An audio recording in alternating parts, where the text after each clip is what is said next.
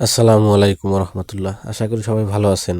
তো একটা ফুল বানাইতেছি দেখেন, এটাকে আমরা লিলি বলি, বাট অরিজিনাল লিলি বা জবা যেটা বলেন, বা লাল পাতা, যার যেটা পছন্দ। দেখেন এই যে ফুলের গোড়ায় গাম লাগাইতেছি মেশিন থেকে। এটা কিন্তু আইকে না, এটা একটা মেশিনের গাম। সেই গামটা লাগাইতেছি এবং টবের যেখানে ছিদ্র আছে সেই ছিদ্রেও কিন্তু গামটা লাগাইতেছি দেখেন। আর এটা কিন্তু যখন বিদ্যুৎ থাকে তখনই মেশিনটা চলে, অর্থাৎ মেশিনটা চালাইতে হলে বিদ্যুতের সংযোগের প্রয়োজন হয়। মেশিনটা দেখেন এই যে গামগুলো দিতেছি টবের ভিতরে, এবং আমার হাতে যে ফুলটা, সেই ফুলটাই গাম লাগাবো। লাগানোর পরে জোরে চাপ দিয়ে টবের ভিতরে ফুলটা বসাই দেবো, তাইলে হলো ফুল হয়ে যাবে। যারা ফুল দেখেন যে আসলে ফুল কীভাবে বানানো হয়, দেখেন আমার হাতের দিকে যে ফুল কীভাবে আমরা বানাই। এবং এটা এটা কিন্তু একবার টবের ঠিক মাঝখানে দিতে হবে। যদি ডানে বামে বা সামনে পিছনে একটু 19-20 হয়, তাইলে কিন্তু সুন্দর হবে না।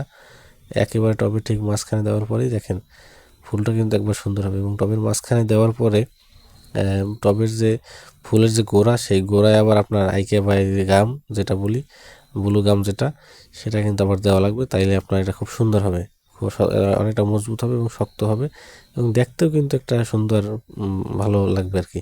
তো দেখেন ফুলটা কিন্তু আমি কিন্তু একবার কমপ্লিট করে ফেলাইছি। তো এর আগে আরও অনেক কাজ ছিল, সেগুলো করছি, বাট এখন কিন্তু পরিপূর্ণ ফুলটা কমপ্লিট, বিক্রয়ের জন্য প্রস্তুত আর কি। দেখেন কত সুন্দর একটা ফুল আমি নিজে তৈরি করলাম।